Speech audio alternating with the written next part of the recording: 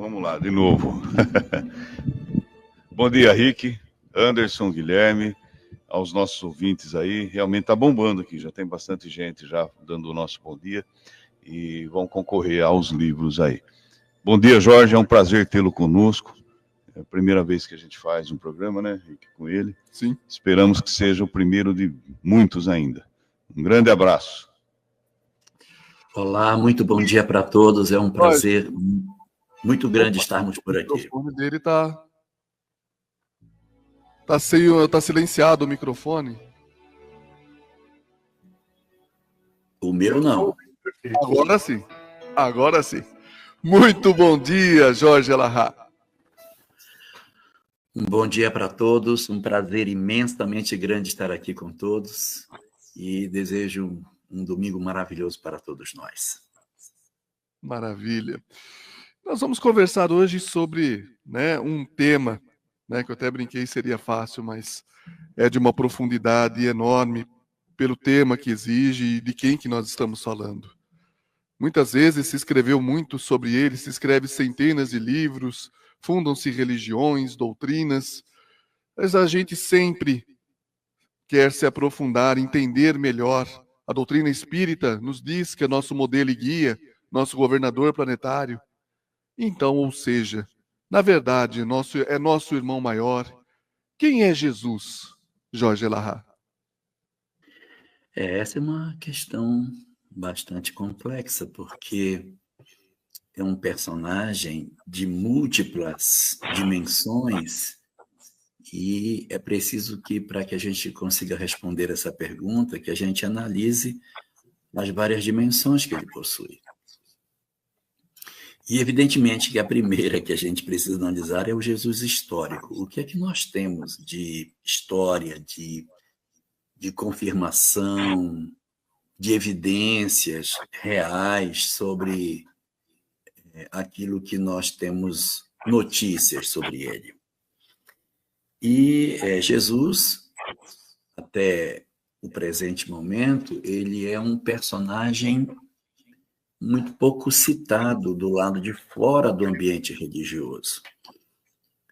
Nós, evidentemente, temos poucas informações, até porque ele vivia num local muito isolado do mundo, uma província muito pobre na época, então não há registros muito robustos sobre a sua passagem.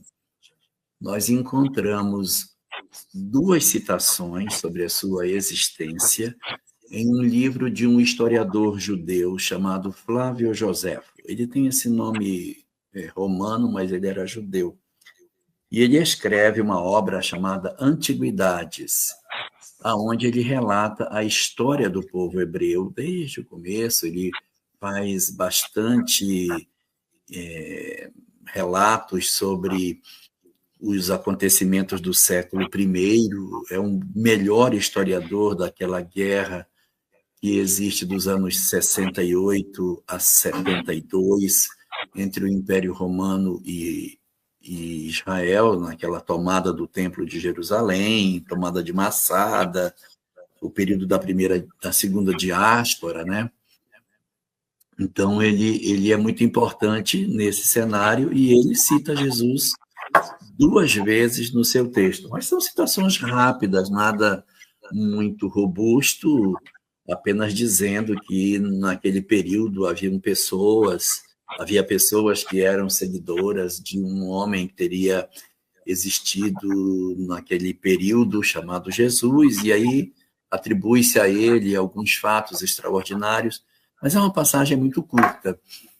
A gente não tem, na verdade, uma robusta evidência do lado de fora dos ambientes religiosos sobre a existência de Jesus.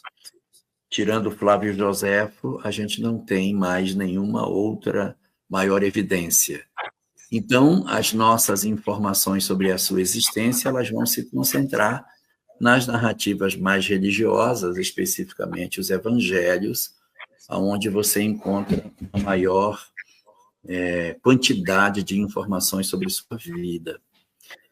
Os 4 evangelistas bem conhecidos porque fazem parte do texto bíblico, Mateus, Marcos, Lucas e João, trazem muitos detalhes sobre sua vida. E uma das coisas que a gente ouve muito falar é que ele teria nascido numa época de censo, quando José teria descido de Nazaré para Jerusalém, descido no sentido de latitude, né? Porque em termos de altitude ele sobe para lá, que é mais alto. Então ele vai para a região de Belém para ser contabilizado no censo, e Jesus teria nascido nesse período. Aí fala-se da matança dos inocentes, que Herodes teria determinado a matança dos inocentes assim que ele nasceu, aquela coisa que todo mundo conhece da história do começo da história de Jesus. Mas os fatos do Evangelho não batem com a história oficial. Herodes teria desencarnado 4 anos assim. Então, ele desencarnou antes de Cristo. Então, o fato não deve ter se dado como assim se narra. E o censo que é citado para o nascimento de Jesus também não acontece nessa data. O censo de Quirino teria acontecido 6 anos antes, ou seja, em 6 AC. Então, para que a gente consiga fazer um casamento dessas informações, encaixando Herodes o Grande e o censo de Quirino dentro dessa perspectiva, Jesus, na verdade, o Jesus histórico, teria nascido no ano 6 AC. Ele nasceu em 6 antes de Cristo. Essa é uma coisa até meio contraditória, né? Que Jesus nasceu antes de Cristo. Mas ele teria nascido em 6 AC, para que ele pudesse contar com a presença de Herodes ainda no tempo em que ele havia nascido. Herodes vai desencarnar de uma doença muito feia, síndrome de Fournier, que é uma doença que come a pele da pessoa. E ele, então, deixa para seus filhos o legado do seu reinado dividido em 4.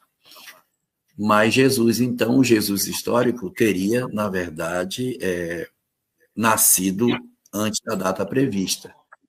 E se é dito no Evangelho de Lucas que João aparece no Jordão no 15º ano do Império de Tibério César, e o Império de Tibério César começa em setembro do ano 15, se você somar, vai ser setembro de 15 mais 15 anos, vai dar 30 anos, né? Vai estar em 30 DC. Como ele nasceu em menos 6, a lógica vai nos levar a dizer que ele, quando inicia sua vida pública, tem 36 anos de idade. O Jesus histórico, portanto, ele não encaixa perfeitamente nas crenças que a gente tem sobre a idade dele. Embora também exista no Evangelho uma outra passagem que diz que ele tinha aproximadamente 30 anos quando foi batizado. É daí que sai a ideia. Ora, se ele tinha 30 anos quando foi, aproximadamente 30, quando foi batizado, e isso se deu no ano 30, então ele nasceu, aí é quando tira a data do nascimento dele. Mas as evidências históricas mais recentes exigem essa revisão de quando é que Jesus, de fato, teria nascido.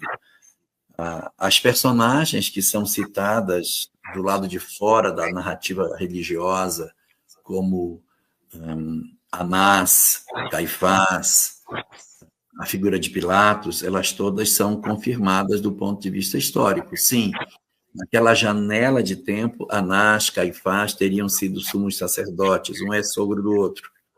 Anás é sogro de Caifás. Então, a gente tem, por essas leituras, a possibilidade do encaixe de que isso também se deu. A passagem de Pilatos também acontece nessa janela de tempo. Ele chega na Palestina antes da crucificação de Jesus, chega no ano 26, por ali, e vai ficar bastante tempo. Então, é plenamente possível que tenha existido essa história de Pilatos. Realmente, o tetrarca da Galileia era, de fato, Herodes. Então, as narrativas históricas sobre os personagens externos à vida de Jesus, eles se confirmam, permitindo que a gente, então, encaixe o Jesus histórico dentro dessa perspectiva. Então, ele seria, sim, bastante razoável que isso, de fato, tenha acontecido. Também nós temos outras evidências, que é o próprio movimento cristão. O movimento cristão que se inicia logo após a sua crucificação, ele tem registros históricos bastante robustos no Império Romano, nos fazendo perceber que sim, é verdade, existiu sim um movimento que se inicia ali logo na primeira metade do primeiro século, mostrando que uma reorganização religiosa acontecia na região de Israel nesse período. E essa movimentação ela não se daria sem uma liderança, o que confirma, mais uma vez, que essa seria a janela de tempo em que ele teria existido. E a singularidade das propostas que os judeus que se convertiam ao cristianismo apresentavam era muito diferente das correntes religiosas da época, como os saduceus, os fariseus, os próprios essênios, os zelotas. Então, você tem uma proposta muito distinta, e essa proposta ela não nasceria se não tivesse alguém para ser efetivamente uma figura singular para impulsionar aquele povo numa nova visão de mundo. Então, do ponto de vista histórico, não cabem os apontamentos que muitos daqueles que se apresentam como contestadores da existência do próprio Cristo, de que ele teria sido um personagem criado, que ele tenha sido alguém idealizado, porque, embora sejam parcas as notícias, naquele período a gente não tem muitas evidências do povo, porque as pessoas não tinham registro. A gente tem registro das autoridades, registro dos príncipes, dos reis, das pessoas de mais proeminência na sociedade. Mas o homem comum, ele era um homem comum, então acaba que a gente não encontra aquela robustez que poderia se esperar dentro de um trabalho de investigação sobre a real confirmação da existência do Cristo entre nós. Então, essa é uma primeira reflexão que a gente faz sobre os aspectos históricos dele, né? Agora, quando a gente se afasta desse aspecto histórico e começa a se aproximar das leituras mais religiosas que a gente tem sobre Jesus, aí começam a surgir informações muito interessantes. A gente se afasta desse ambiente mais técnico, mais cético, nós começamos a investigar o que as narrativas religiosas nos apresentam, aí tem muita coisa. Os judeus, como todos nós sabemos, eles tiveram durante uma janela de aproximadamente 500 anos a presença de 16 homens bastante singulares, que foram os chamados profetas, e nesse período de tempo, esses profetas trouxeram muitas notícias espirituais para Israel. Notícias sobre as suas dominações, sobre seu futuro, sobre as dores que o povo passaria, sobre o que é que Deus gostaria que os homens fizessem, instruções de como viver, de como cumprir a lei de Deus. E também esses mesmos profetas trouxeram fragmentos de uma mesma história, que seria o advento de alguém que surgiria num certo momento da história judaica para trazer informações muito interessantes sobre a relação do homem com Deus, a relação do homem com o seu próximo e consigo mesmo. A leitura que os textos bíblicos aí do Velho Testamento trazem sobre a figura de Jesus, ou melhor, do Messias, são bastante significativas. Então, há muitos detalhes que são oferecidos sobre seu nascimento, sua vida, sua forma de ser, a maneira como ele viveria, que nos trazem evidências para a gente tentar encaixar nesse quebra-cabeça quem poderia se organizar dentro das profecias que são feitas. E as profecias que estão apresentadas no chamado Antigo Testamento, que é o Tanar dos judeus, elas podem ser organizadas em 3 grandes blocos. Havia um conjunto de profecias que apresentavam o Messias como sendo um rei, um senhor poderoso. No hebraico, não existe uma coisa que tem nas línguas ocidentais, que a gente diz assim, fulano é muito bonito, fulano é muito alto, ele é altíssimo, ele é gordíssimo, ou seja, o superlativo, seja absoluto sintético ou seja analítico, não existe no hebraico. No hebraico, o que a gente tem é a repetição da palavra, do tipo, em vez de dizer fulano é muito alto, a gente diz fulano é o alto entre os altos. Fulano é muito gordo, ele é o gordo entre os gordos, aí isso é gordíssimo. Então, quando o Messias é apresentado, ele é apresentado como o rei dos reis, porque ele seria o rei entre os reis.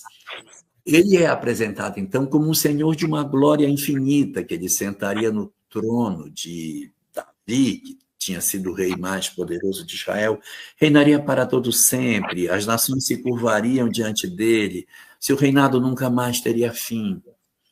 Ele seria o mais poderoso rei que a terra já conheceu. Então, essas profecias sobre a vinda do Messias e a sua realeza, elas estão dentro do Velho Testamento. E os judeus anotavam essas evidências e ficavam à espera de uma realeza espetacular que fosse aparecer para representar o Messias. Mas havia também um segundo bloco de profecias sobre o Messias também, que eram totalmente contrárias a essa.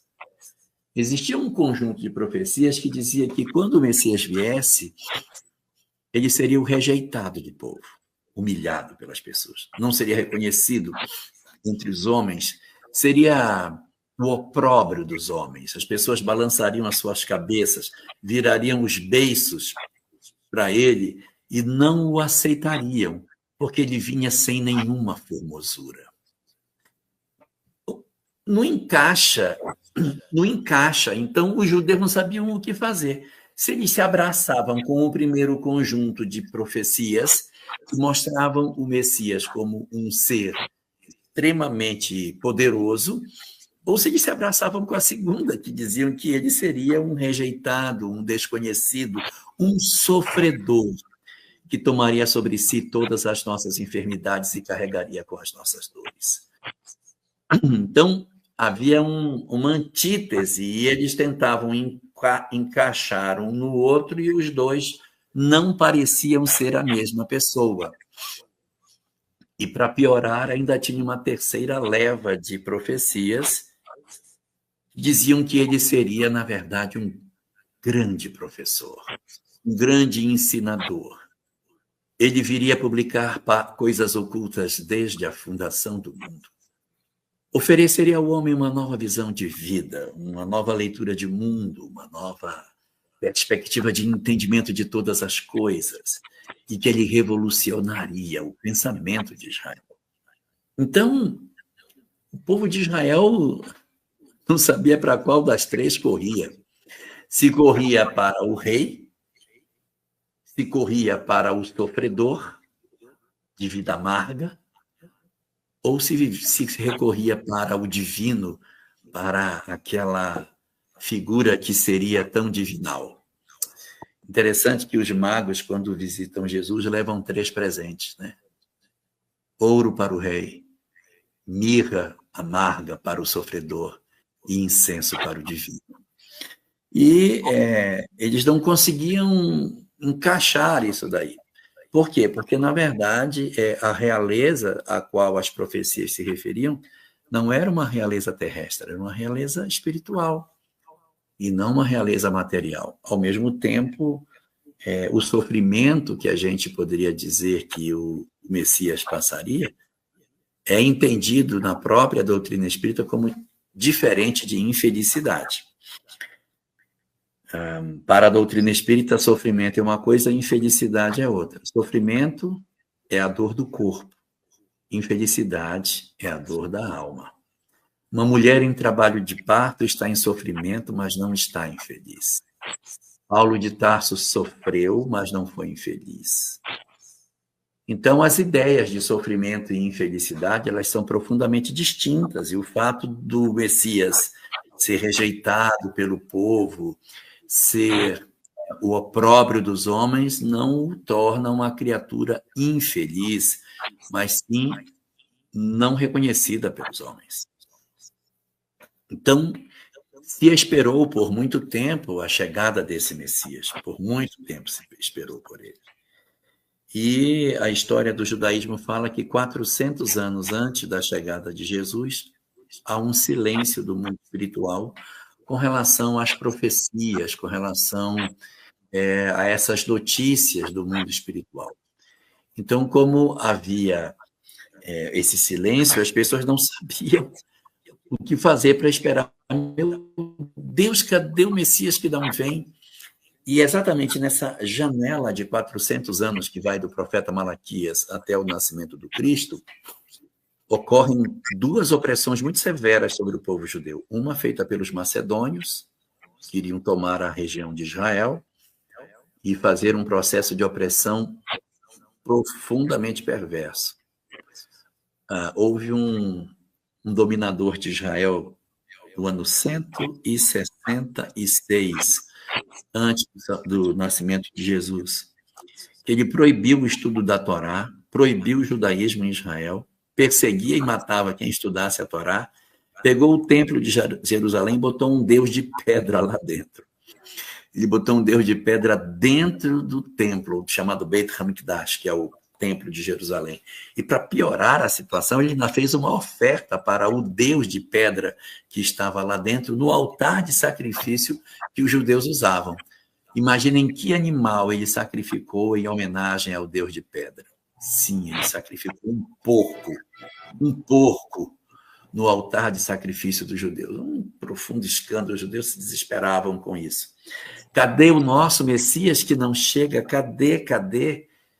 E depois dessa opressão dos macedônios, eles enfrentariam, a partir do ano 63, antes da era cristã, a ocupação dos romanos, a perversa ocupação romana, que seria ainda pior do que a ocupação macedônia, porque ela destruiria o templo, né? Os macedônios, com tudo que fizeram, ainda deixaram o templo de pé. Os romanos destruiriam o templo, massacrariam todas as tentativas de revolta. No século que Jesus nasceu, foram 7 levantes que aconteceram na tentativa de libertar Israel do jugo romano, e Israel mandava suas legiões e esmagava sem dó todas elas. A última é aquela que se refere à guerra judaico-romana, que finda com a destruição do templo e depois a tomada de Massada. Então, Jesus teria vivido num período de profundas convulsões políticas, um período de profunda opressão, de profunda tirania dentro da região de Israel. E quando ele aparece nesse ambiente que efervescia as disputas de ódio aos romanos, havia sido criado um partido político chamado Zelote para odiar os invasores, que propunha violência de todas as formas para matar os romanos. Eles andavam com uma cinta amarrada na cintura, com várias voltas de pano, e entre as voltas havia sempre um punhal. Dentro dessas voltas de pano, um punhal chamado sicari. Eles andavam na multidão, metiam a mão na cinta, puxavam o sicari, cortavam a garganta, metiam de volta e sumiam na multidão. Eles promoviam muitos assassinatos assim. Eles eram extremamente perigosos e eram os revoltosos do período. Então, o ambiente onde Jesus vai viver é um ambiente marcado por uma profunda insatisfação política e uma profunda exclusão social. Por quê? porque era um período em que se entendia que a proteção de Deus era oferecida para quem fosse rico, fosse próspero, fosse saudável e fosse longevo. Se você não era rico, não era próspero, não era longevo e não era saudável, você era um amaldiçoado de Deus. Por isso, havia uma exclusão muito grande na sociedade entre os ricos e os que estavam marcados por algum tipo de doença ou pela pobreza. Eles eram constituídos como se fosse a escória da sociedade, e sua pobreza denunciava que eles eram seres excluídos. E esse caldo de cultura é o ambiente no qual vai aparecer Jesus.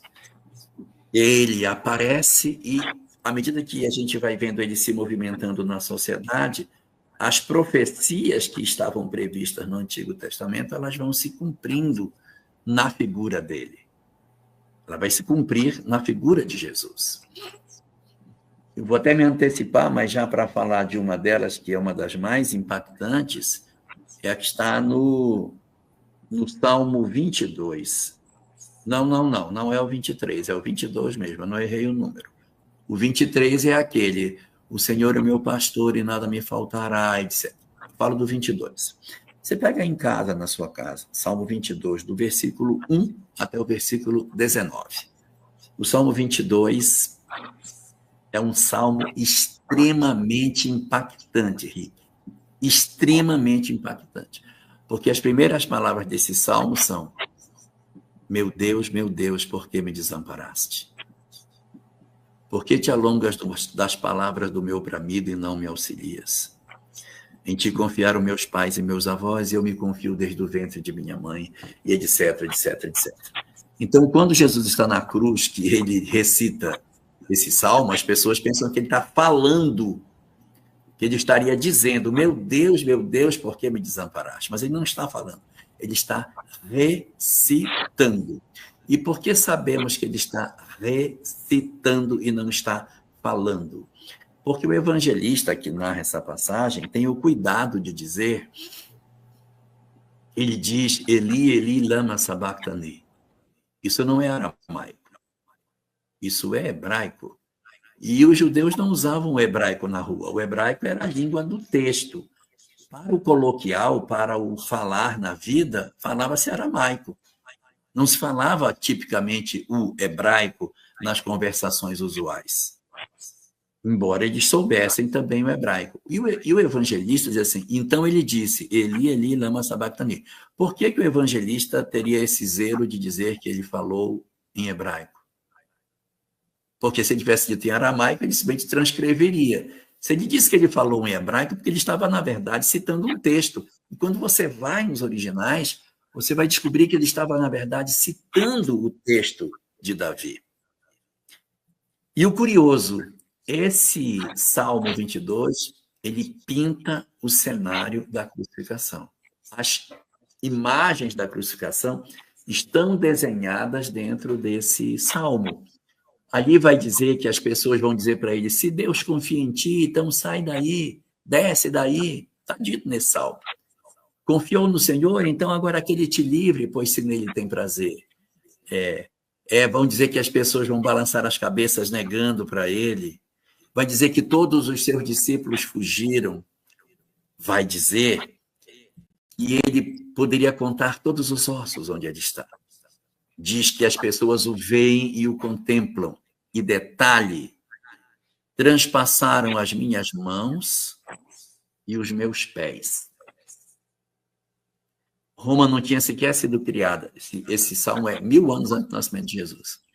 Transpassaram minhas mãos e os meus pés. Se Roma não tinha sido criada, que dirá a crucificação? Que realmente era uma pena usada por Roma na época do Cristo. Nós temos vários relatos, a crucificação não foi inventada para ele, ela existia antes dele, existiu durante a vida dele e continua existindo depois. Ele não é um singular, a gente não deve ter uma admiração por Jesus porque ele foi crucificado, porque nós temos uma revolta de escravos que acontece com Espartacus, que 5.000 escravos foram também crucificados, mesma pena de Jesus. Então, a crucificação, eu não estou diminuindo que ela seja, mas estou dizendo que ela é uma pena típica. Jesus não foi o crucificado, ele foi um dos crucificados. E aí, 1000 anos antes do surgimento de Roma, 1000 anos antes do nascimento de Jesus, Roma ainda não tinha sequer sido criada, muito menos a crucificação, e já tem lá, transpassaram meus pés e minhas mãos, e o versículo 19 diz, e agora repartem entre si as minhas vestes e tiram sorte sobre a minha túnica. Mas não foi isso que aconteceu? Não repartiram ao pé da cruz seus pertences e, como a túnica não tinha costura, eles lançaram dados sobre a túnica porque ela era inconsútil, ela tinha sido costurada sem emenda, ela não tinha emenda, ela era inteiriça, e como não dava para rasgar, eles então tiraram sorte sobre ela? Então, essas profecias todas, elas vão encaixando na figura de Jesus e nos dando a perceber que sim, a expectativa do Messias, que deveria vir para, de certa maneira, trazer essa mudança para Israel, ela se configura na pessoa de Jesus. E o que é curioso é que ele nasce num ambiente de profunda exclusão, num ambiente de profunda desigualdade social, num ambiente de profunda insatisfação política, num momento assim terrível da humanidade, mas ele atravessa esse ambiente extremamente belicoso com uma proposta absolutamente centrada no amor. Isso é que é o mais singular.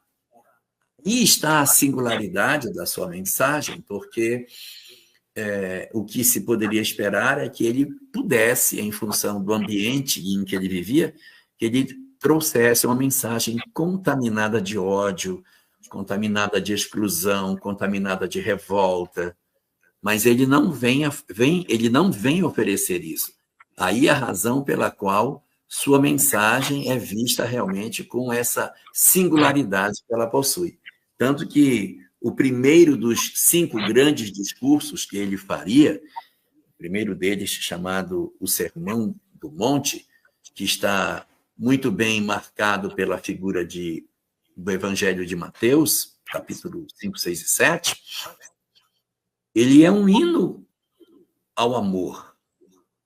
A primeira fala pública de Jesus é uma fala maravilhosa, porque a primeira frase dele, quebrando esse silêncio de 400 anos sem notícias espirituais, é espetacular, porque ele comparece nesse ambiente, trazendo as notícias que ele traz, ele vem oferecer para nós uma informação muito preciosa quando ele diz: bem-aventurados os pobres de espírito, porque deles é o reino dos céus. Essa frase, ela é muito emblemática, porque, primeiro, ela falava de felicidade, bem-aventurados. Os judeus não tinham muito hábito de falar de felicidade, eles tinham muito hábito de falar de dever. Então, dizia-se assim: você tem que cumprir os mandamentos do Senhor, porque se você cumprir, ele vai te mandar a chuva, vai te mandar colheita, o gado vai crescer, você vai ter suas posses materiais, você vai ser longevo, vai ver os filhos dos seus filhos, mas não se falava de felicidade. Não se dizia assim: se tu seguires a Deus, ele te fará feliz. A ideia de felicidade, ela não visitava de maneira frequente o pensamento dos judeus. Eles entendiam assim: o Senhor vai me oferecer condições de vida para que eu consiga colher, para que eu consiga comer, para que eu consiga ter chuva, para que eu consiga ter filhos, para que eu consiga ter netos. É uma perspectiva que é distante daquilo que a gente está acostumado a ver. Então, é muito mais de oferta de coisas do ponto de vista material, sem dizer assim: eu te entregarei a felicidade. Eu te darei a possibilidade de que tu sejas feliz. A ideia da felicidade não é muito próxima desse texto todo. Então, quando ele já vem assim, bem-aventurados, ou seja, felizes, ele já vem trazendo, na primeira palavra, uma notícia de transformação. E quebrando a lógica judaica, ele não propõe a felicidade para os ricos, para os poderosos, para os longevos, para os prósperos. Ele apresenta a felicidade exatamente para o reverso da medalha. Olha a quebra de paradigma que ele está fazendo aqui, Dagoberto. Veja Tamires Silva, veja que coisa incrível. Quem serão os felizes na lógica do Cristo? Os pobres de espírito. Quem são os pobres de espírito? Os pobres de espírito são os frágeis, errados, os que erram, os que fazem besteira, os que não acertam. Aí você diz, mas são esses que são os felizes? Não deveriam ser felizes os que acertam e não os que erram?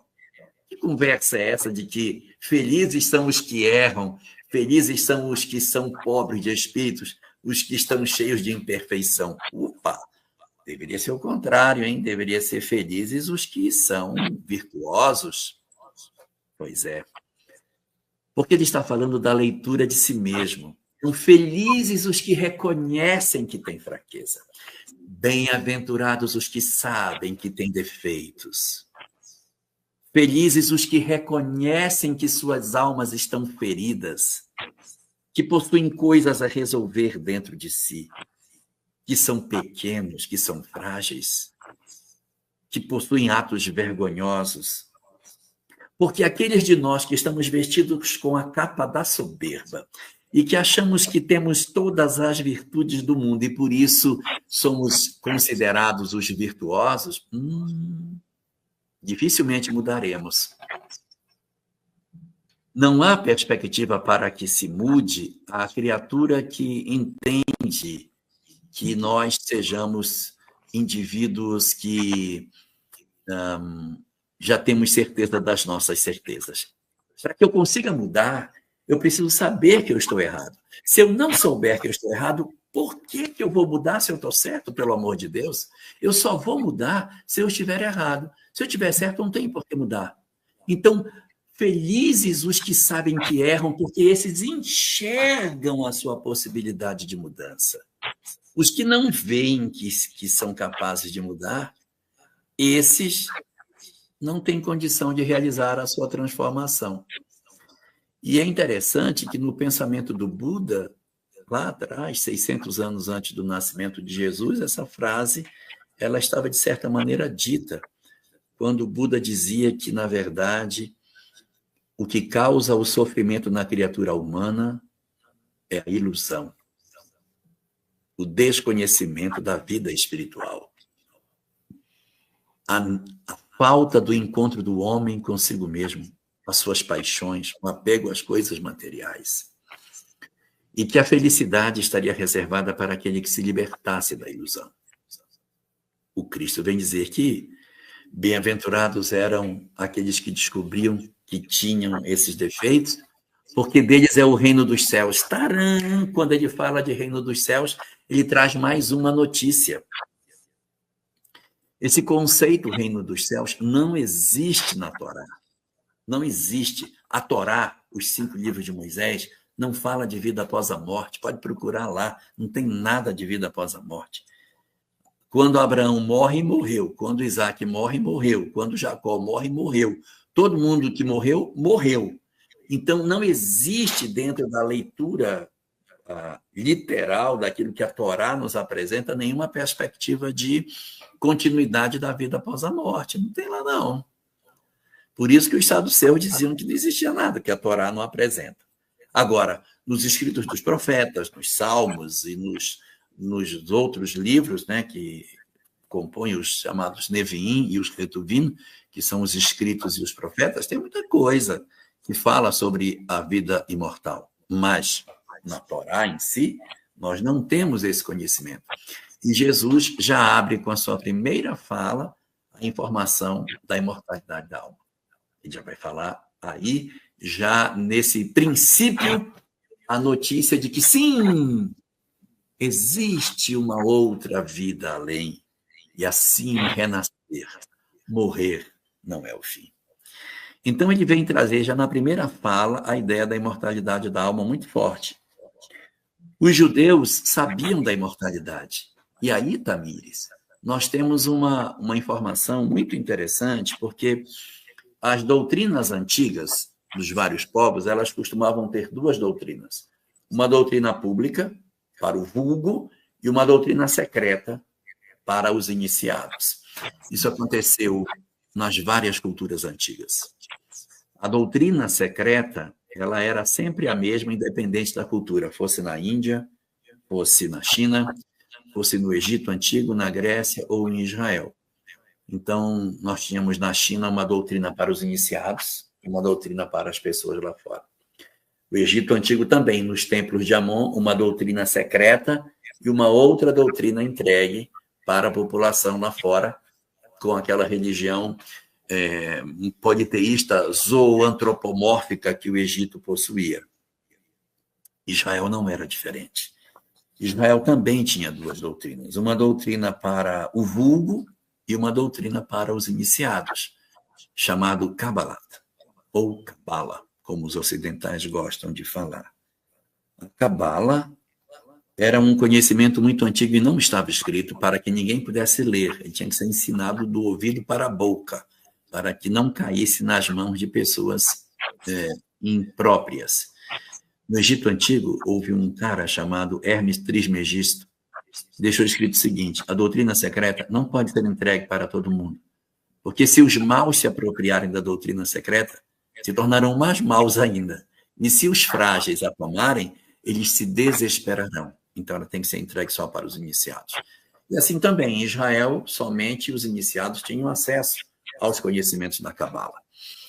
E o que fala a Cabala, meu Deus? A Cabala fala do Deus único, fala que nós temos uma alma, que esta alma é imortal, que a alma sobrevive ao corpo, que ela sofre se ela fizer o mal, mas ela é feliz se ela fizer o bem está sintetizado no amor, que a sorte dos espíritos pode mudar no mundo espiritual, que a oração pelos mortos pode mudar a sua situação no mundo espiritual. O livro de Macabeus fala muito sobre isso, só que o livro de Macabeus não pertence à Bíblia protestante, ela pertence à Bíblia católica, por isso que os católicos têm um purgatório, onde você ora pelas pessoas e pode mudar a sua situação, por conta do livro de Macabeus, e os protestantes não têm essa leitura, porque o livro de Macabeus não faz parte do cânone.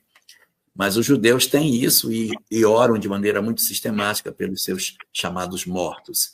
E dentro da Cabala existe um conceito chamado Gilgulin Neshamot, a transmigração das almas, a reencarnação. Está lá.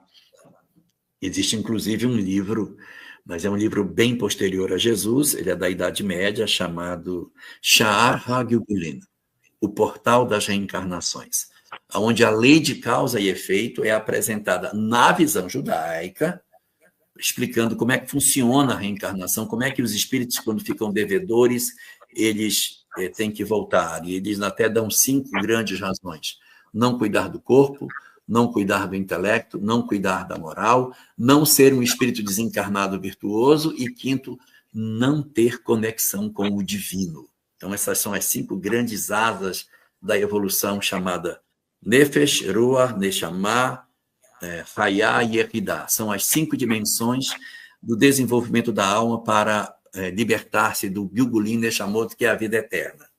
Quando você se liberta do ciclo das almas, você alcança a vida eterna. Então, o Gilgulin Neshamot é exatamente essa perspectiva que a gente tem na nossa vida. Muito bem, então, essa transformação que Jesus ofereceria, ela seria muito significativa. E sua mensagem estaria centrada fundamentalmente em 3 pilares: a ideia de Deus como Pai. E quando ele diz que Deus é Pai, todos se tornaram irmãos. Então, o primeiro pensamento de fraternidade universal está na figura de Jesus. Eu sei que existiram muitos grandes iniciados no passado: Buda, Krishna, Sócrates, Platão, Pitágoras, os sábios dos Vedas, os textos do Mahabharata, o próprio Hermes Trismegisto, que eu já comentei, e muitos outros. Mas nenhum deles chamou Deus de Pai. Só Jesus. Ao chamar Deus de Pai, ele transformou todos os homens em irmãos, e ele inaugura na Terra a ideia de fraternidade universal. Nós não tivemos em ninguém, de maneira tão evidenciada, a ideia de que nós somos todos irmãos. Então, essa figura de Jesus, ela assenta a sua doutrina, primeiro, na ideia de Deus, um pilar fundamental, a existência do Criador, que é único e que é nosso Pai, cheio de misericórdia, cheio de amor, muda significativamente a relação do homem que existia em Israel, porque em Israel a figura de Deus é muito distante, ninguém pode ser chamado de filho de Deus. Essa, inclusive, foi a acusação que o levou à crucificação. E ele, então, tem toda uma apresentação de propostas em que Deus fica no centro das nossas vidas, mas não para a gente obedecer, mas para amá-lo. Há um dilatar nas relações de Deus com os homens. Os judeus, quando se referem a Deus, chamam Deus de Hashem, significa o nome que não pode ser dito. Eles chamam o nome. Quando está dentro da sinagoga, você chama de Adonai, que é o Senhor, mas fora da sinagoga não pode chamar nem de Senhor, só de o nome. O nome, aquele nome. E Jesus tira o nome, tira Adonai e chama papai. Abba, em aramaico, é papai. Ele não chamava nem de pai, chamava de papai, meu paizinho. E essa releitura do que é Jesus e Deus nessa conexão é muito interessante, essa proximidade que ele oferece com o Criador. O segundo ponto fundamental da sua doutrina é a ideia da imortalidade da alma. Esse é o centro nevrálgico. Veio falar que a vida continua, veio dizer que sim, tem vida além. E aí o próprio Abraão, que estava morto lá no Antigo Testamento, ele vai trazer ele vivo na parábola de Lázaro e o rico. Ele aparece lá, com o homem sentado no seu colo. Então ele diz também que Abraão está vivo. Não, o cara estava lá do outro lado da vida e estava no colo de Abraão. Então, meu Deus, existe imortalidade. Está todo mundo vivo e com sentimentos. Então, há uma continuidade muito natural da vida na visão de Jesus. Ele fala isso de maneira muito tranquila, muito tranquila. Isso, para ele, é uma coisa muito óbvia, não é? E ele traz esse conceito e deixa algumas notas, assim, quase que indiretas, sobre a questão da reencarnação, sem trabalhar isso de forma muito reta, como, por exemplo, no capítulo 3 de João, em que ele diz para Nicodemos: és mestre em Israel e nunca estudou Cabala? Ou seja, não sabes essas coisas? Como pode você ser um sacerdote e não ter se aproximado da Cabala? Porque realmente alguns não procuravam esse conhecimento. Não era tão comum como hoje, que a gente acha até em livros escritos. Então, você precisava ter um mestre, e nem sempre as pessoas até tinham interesse de se voltar para esses estudos. Então, ali ele aparece, e também no Evangelho de Mateus, capítulo 11, versículo 14, ele vai dizer: se querem saber quem é João, eu vos digo, ele é Elias que devia vir. Então, há, assim, alguns pontos em que Jesus se refere, o Evangelho se refere 3 vezes a Elias como João Batista. Primeira dizendo que o anjo fala para Zacarias que ele viria no espírito e virtude de Elias. Quando eles descem do Monte Tabor, os discípulos perguntam que era necessário que Elias viesse primeiro, mas Elias já veio, não o reconheceram, e depois diz: ele mesmo é o Elias que haveria de vir. E há muita similaridade entre a vida dos dois, entre a vida de Elias e a vida de João. Ou seja, a imortalidade da alma e algumas notas, mas ainda não tão assim, efetivas daquilo que poderíamos chamar de reencarnação, são apresentadas nesse texto. E a última é o amor. O amor incondicional, o amor aos inimigos, o amor, o perdão, o desprendimento dos bens terrenos, superar tudo pelo amor, e propõe o amor como a chave para a solução dos problemas humanos. A chave, a grande chave estaria aí. E isso, a mensagem é toda trabalhada nesse sentido. E quando chega no momento final da sua existência terrestre, quando ele percebe que ele vai desencarnar no dia seguinte, ao invés de ele ficar ansioso, como qualquer um de nós ficaria, afinal foi uma programação de milhares de anos, ele decide jantar com os amigos. Amanhã eu vou desencarnar, né? Então vamos jantar, a gente se despedir, faz uma mesa aí para a gente poder jantar.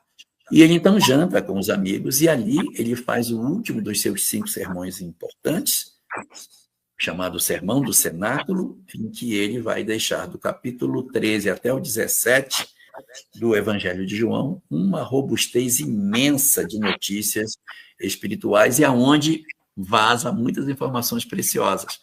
Há muitas moradas na casa de meu pai, e é quando ele diz que vai mandar um outro Consolador, que vos ensinará todas as coisas e vos relembrará tudo quanto vos tenho dito, sinalizando que haveria de aparecer alguém para resgatar a mensagem original dele, que ficaria sepultada por uma série de situações, e foi o que aconteceu com a mensagem dele. Ao longo dos séculos, ela foi coberta de rituais, de liturgias, e até se tornou uma mensagem de intolerância. Era preciso resgatar a mensagem original e ensinar tudo quanto vos tenho dito, porque por horas não suportaríeis. E o que seria a parte final da doutrina secreta? A reencarnação, a lei de causa e efeito, a evolução e a felicidade eterna. Então, isso ficou para a doutrina secreta. A parte da doutrina secreta que não tinha sido entregue. E esse conhecimento, que é muito antigo, não pertence à doutrina espírita, na verdade, ele teria que ser apresentado de novo numa outra oportunidade. E o Espiritismo aparece aí no final do século XIX como o grande representante dessa releitura do pensamento de Jesus, nos oferecendo uma revisão e uma reapresentação de Jesus. O Espiritismo não apresenta Jesus como sendo o verdadeiro Deus. Não. Apesar do Evangelho dizer que ele era uno com Deus, eu sou um, não crês que o Pai está em mim, eu estou no Pai. Essa unidade não é uma unidade física, mas é uma unidade ideológica. Ou seja, eles pensam de maneira semelhante, assim como o pai e uma mãe que cria um filho tem que pensar parecido para poder educar. Jesus e Deus pensam de maneira muito parecida em relação a nós. Então, a leitura da doutrina espírita é que eles não sejam a mesma pessoa, mas tenham uma identidade de pensamento muito grande. Então, Jesus, para a doutrina espírita, não é o Criador. Ele é, na verdade, o Messias. Ele que era esperado. E de uma maneira muito particular, como bem foi lembrado aqui no começo pelo Rick, sim, a proposta da doutrina espírita é que Jesus seja o governador planetário, o espírito responsável pelos destinos da Terra, que recebeu a Terra já naquela oportunidade há 4 bilhões e 500 milhões de anos atrás. Um espírito que encarnou na Terra uma única vez e que tutelou toda a vida dos vários iniciados que compareceram no planeta, trazendo as suas notícias espirituais, compondo dessa maneira uma percepção muito mais nítida de que Jesus é o nosso irmão mais velho, o nosso modelo e guia, que a sua mensagem resume tudo de moral que a gente poderia buscar. A grande questão é que Jesus deixou ensinamentos. Ele ensina, mas ele não determina, não é mandamento. E para que eu consiga compreender que eu preciso amar, que eu preciso perdoar, eu preciso das informações da doutrina secreta para compreender a reencarnação e a lei de causa e efeito, para que eu consiga dizer sim, ele estava completamente certo. E a única forma de encontrarmos a felicidade é reconhecendo Deus como nosso Pai amoroso, identificando a imortalidade da alma e a própria reencarnação como lei da vida e o amor como regra absoluta de conduta para nos conduzir à felicidade. Acredito que nós estamos num processo de descrucificação de Jesus. Durante muito tempo, nós trabalhamos um Cristo muito crucificado, um Jesus muito deificado, muito sacralizado, muito adorado, mas pouco vivido. Acredito que o movimento espírita está progressivamente fazendo um processo de descrucificação, ou seja, tirar Jesus da cruz para entender a mensagem que ele tem apresentando Jesus de maneira como Joana de Ângeles nos oferece a sua conceituação na obra da série psicológica, em que ela chama Jesus de o terapeuta divino. Então, ela não vem apresentar Jesus como um salvador, como um filho de Deus, como um ser divinal, mas sim como aquele que possui a proposta terapêutica perfeita para o sofrimento da criatura humana. As soluções para os problemas da ansiedade, da depressão, da angústia, da mágoa, da dor, do desespero, do desencanto com a vida, com a proposta do amor, do perdão, do desprendimento dos bens terrenos, com a reconexão nossa com o divino. Essa seria a terapia perfeita que nos libertaria do sofrimento, muito parecida com a proposta do Buda, que também nos propõe o amor, o perdão, o desprendimento dos bens terrenos, né? A proposta de Krishna, mas a proposta de Jesus tem a singularidade de ter sido aquela na qual a intensidade de amor com a qual ela foi vivida fez com que os seus discípulos se apaixonassem pelo amor e desistissem de uma vida de iluminação para uma vida de entrega ao semelhante. Então, quando você pergunta se a gente está tendo a proximidade daquilo que Jesus era, eu acredito que a gente está num movimento de aproximação, em que a gente vai progressivamente fazendo releituras da mensagem de Jesus e tirando essa sacralidade que existe sobre a sua figura para que ele seja apenas adorado, para que ele seja verdadeiramente interpretado, vivido, sentido, não é? Conhecido, tudo, para que a gente possa, de fato, dar um objetivo real para tudo aquilo que a mensagem de Jesus conseguiu oferecer para todos nós. E só para terminar minha resposta, eu lembraria aqui uma passagem do livro Areia e Espuma, de Khalil Gibran, em que ele narra que num local, uma imagem, né, que ele cria, num local do Líbano, todos os anos, Jesus de Nazaré se encontra com o Jesus dos cristãos. Eles se sentam debaixo de um caramanchão cheio de rosas e passam o dia inteiro conversando.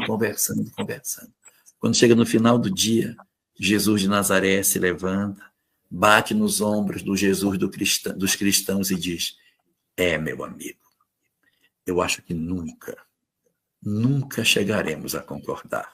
E aí ele vai embora. Então, no fato da doutrina espírita ter essas releituras e essas reflexões, eu acredito que a gente vai conseguir fazer com que esse diálogo alcance o resultado, na medida em que a gente mesmo se despir das nossas idiosincrasias, dos nossos atavismos e nos aproximarmos daquilo que a doutrina espírita já nos oferece há tanto tempo. Anderson Moura. Jorge, sabemos que Jesus é toda bondade, amor, nos ensinou, nos exemplificou muita coisa. E naquela passagem de Jesus no templo, onde muitos colocam que ele interrompe aquele comércio com um pouco de hostilidade, não me encaixa no perfil, no meu conhecimento, esse perfil de Jesus.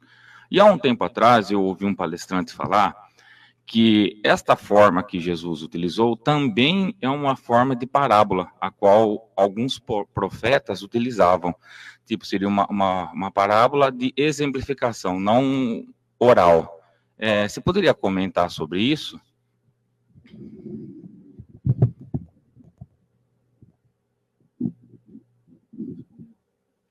Realmente é muito difícil que a gente consiga encaixar a figura de Jesus realizando os atos que estão narrados nos evangelhos, de que ele teria revirado as mesas dos cambistas, soltado os pássaros e ter espalhado as moedas deles num acesso de raiva. E o evangelista João fala até que ele estava com um chicote na mão. Né? Bom, eu não consigo imaginar Chico Xavier fazendo isso. Não consigo. Não dá, na minha cabeça não encaixa. Não consigo ver Francisco de Assis fazendo um ato semelhante. Então, se eles, que são, em princípio, menores do que Jesus, né? São menores, já têm essa capacidade de não agirem dessa forma, porque eu imaginaria que o mestre teria um acesso de raiva. Então, isso não encaixa. O que provavelmente pode ter acontecido? Jesus nunca andava sozinho, andava cercado de pessoas. Quando ele chega em Jerusalém, naquele dia, naquela semana que ele é recebido no Domingo de Ramos, e a população estava ávida pela chegada dele para a Páscoa, porque a cidade estava lotada de peregrinos, era o período mais intenso de peregrinos. Estava uma muvuca danada em Jerusalém, e é o período mais propício para as rebeliões, para os tumultos, para as confusões. Os chamados zelotes, que eram os grandes inflamados da sociedade, os que queriam derrubar o regime pela força, os que andavam armados, que eu comentei ainda há pouco, eles estavam em grande número na cidade.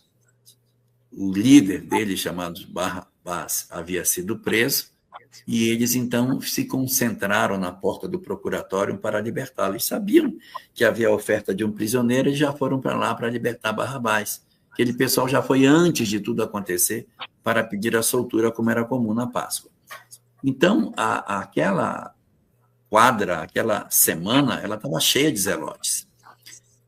E Jesus, muito provavelmente, sim, esteve no átrio ali no pátio do templo, né?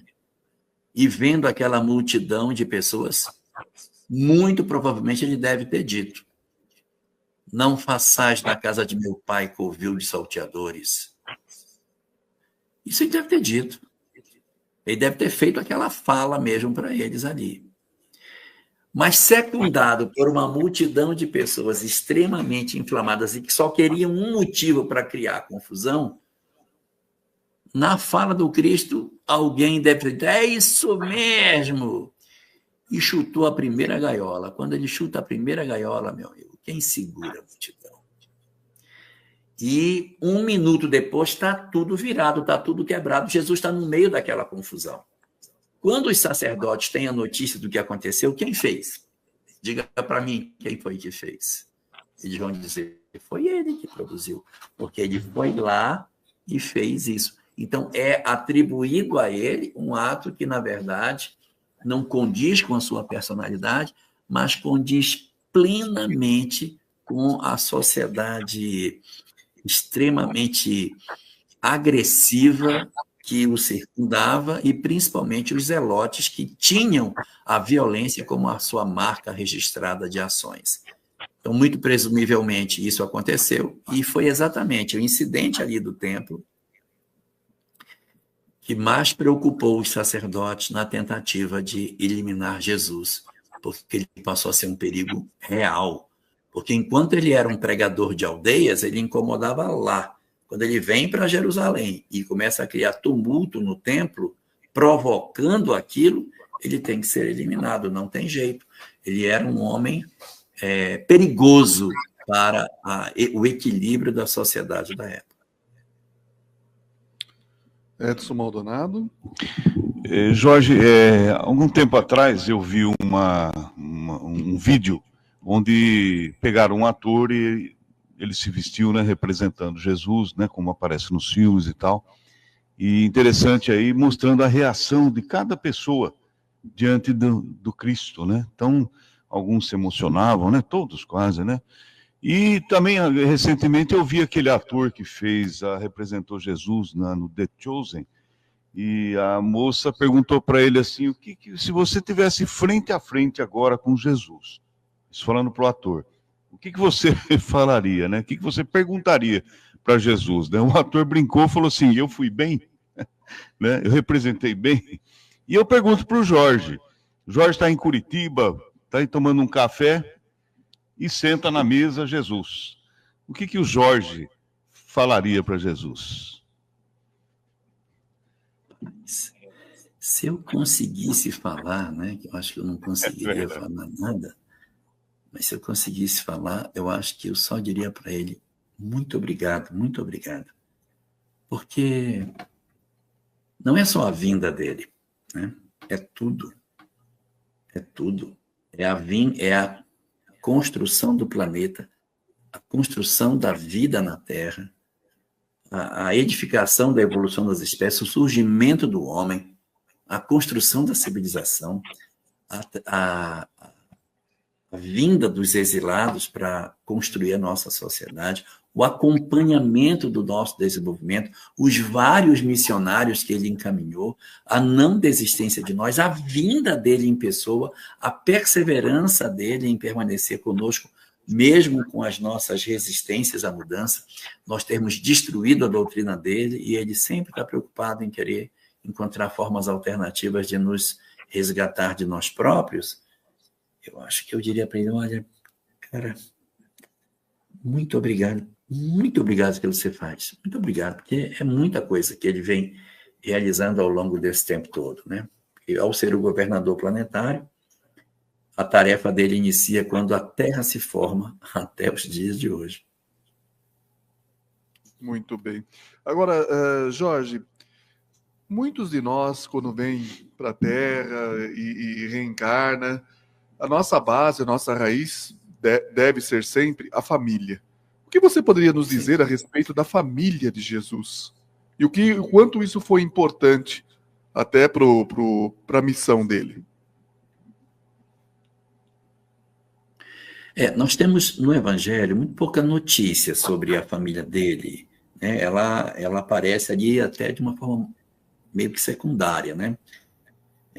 A infância dele aparece, a figura do pai e da mãe, e depois José desaparece da história, onde se presume que ele teria desencarnado.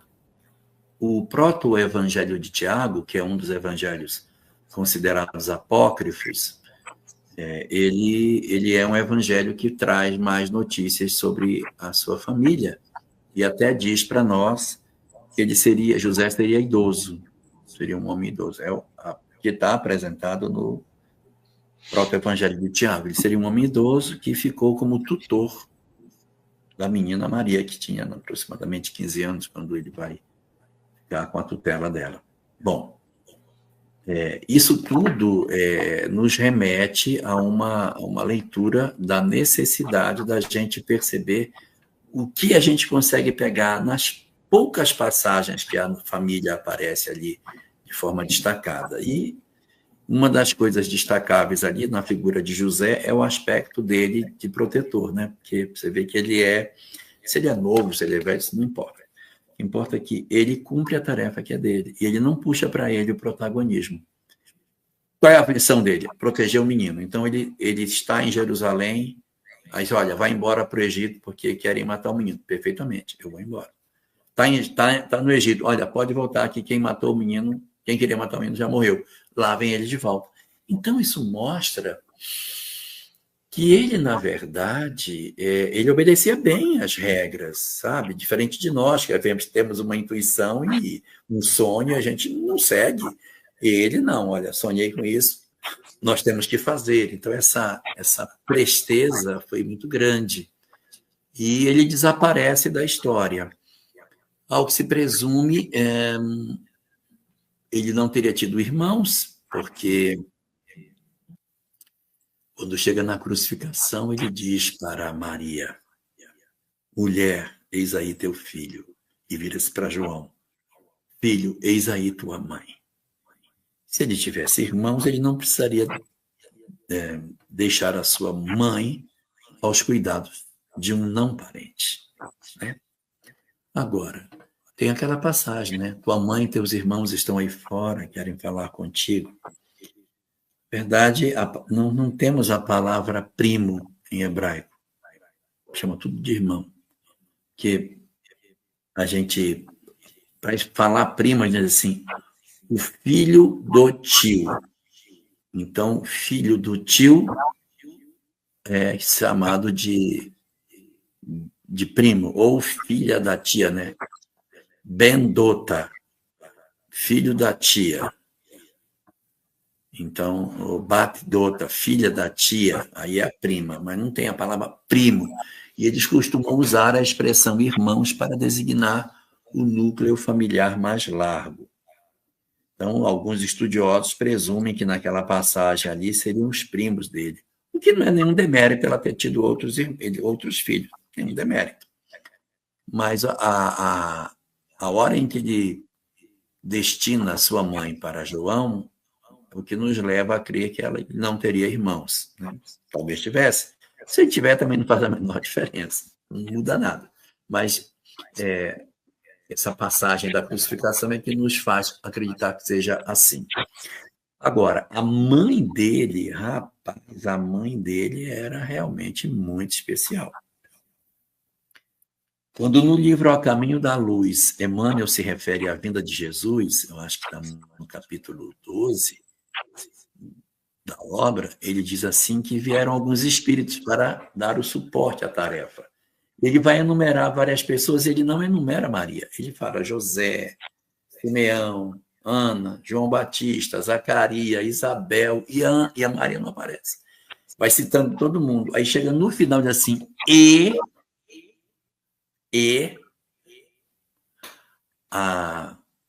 dá um qualificativo para ela. Destacada, singular, eu não me lembro bem como é, elevada figura de Maria. Ou seja, ele coloca Maria numa posição de destaque, porque realmente, para você ter a habilidade de educar uma criança com essa habilidade de ser o Messias, não poderia ser qualquer uma. Então, ela vem com uma tarefa muito especial. E isso é muito importante, porque, embora ela não tenha sido uma seguidora e uma divulgadora da mensagem de Jesus, até porque ela era mulher, e isso não era tarefa de mulher, as mulheres não tinham esse tipo de papel na sociedade de Israel daquela época, esse papel era para os homens, ela nem por isso deixa de estar próximo de Jesus. Se você perceber, ela não estava em Jerusalém no dia da crucificação. O que essa mulher fazia em Jerusalém, gente? O que queria fazer lá? Que ela andava com ele para onde ele ia. Só que, naquela oportunidade, ela foi citada pelo fato de que o foco narrativo vira para cima dela. Mas ela certamente era alguém que acompanhava o filho nas suas andanças. Então, ela não estava distante daquilo que acontecia com ele, porque se ele tivesse sido crucificado e ela nem tivesse aparecido, a gente diria, ele estava para um lado, ela nem soube, só soube depois. Não, ela esteve lá, presente na crucificação de seu filho bom, assistiu à crueldade humana com seu filho bom. Ela realmente é um espírito de elevadíssima condição espiritual e a literatura espírita depois consagraria esse pensamento ao observar as responsabilidades que esse espírito, que nós chamamos de Maria, tem no mundo espiritual, que é uma entidade muito ligada à tutela do mundo espiritual da Terra. E assim, quando a gente vê as pessoas falarem que nos protejas agora e na hora da nossa morte, na Ave Maria, tem muito a ver com a missão que ela tem. O mundo espiritual, em termos da governança maior do mundo espiritual, Maria tutela. Daí a razão pela qual ela é a intercessora, porque isso a equipe vai para buscar, não, esse aqui dá, vamos buscar. Então, diria assim que a penúltima instância do mundo espiritual aqui do planeta é dela, a última é dele, né? Mas ela seria a penúltima instância. A entidade assim, não, o mundo espiritual eu vou cuidar. E ela tem um carinho muito especial com os suicidas, com equipes específicas de socorro, de atendimento, de amparo, para o reerguimento dos suicidas. E aqui, aproveito para falar para as mães que já passaram pela experiência do afastamento temporário de seus filhos pela morte, que nossos filhos vivem, nossos filhos continuam vivos e continuam tendo experiência, nos visitam nas nossas horas de alegria e de tristeza, e que se condói das nossas dificuldades emocionais. E a nossa saudade é saudável, mas nosso desespero os incomoda. Que a gente tenha saudade, mas não se desespere, porque eles vivem. Mesmo aqueles que estão nos braços do suicídio, foram levados para o mundo espiritual adoecidos pelo suicídio, estão nos braços de Maria. Está cuidando deles. E não estão perdidos. depois de recuperado, voltam para novas existências corporais e lá na frente vamos tomar as mãos deles de novo para serem novamente nossos filhos e continuarmos esse grande trabalho de amor que a gente iniciou quando disse sim, eu aceito ele como meu filho nesta existência. São vínculos que não se destroem, né? Então, Maria tem essa particular responsabilidade e essa grandeza maravilhosa dentro desse cenário que a doutrina espírita nos oferece. É a sublimada figura de Maria, o adjetivo que Emmanuel usa, lembrei. E a sublimada figura de Maria.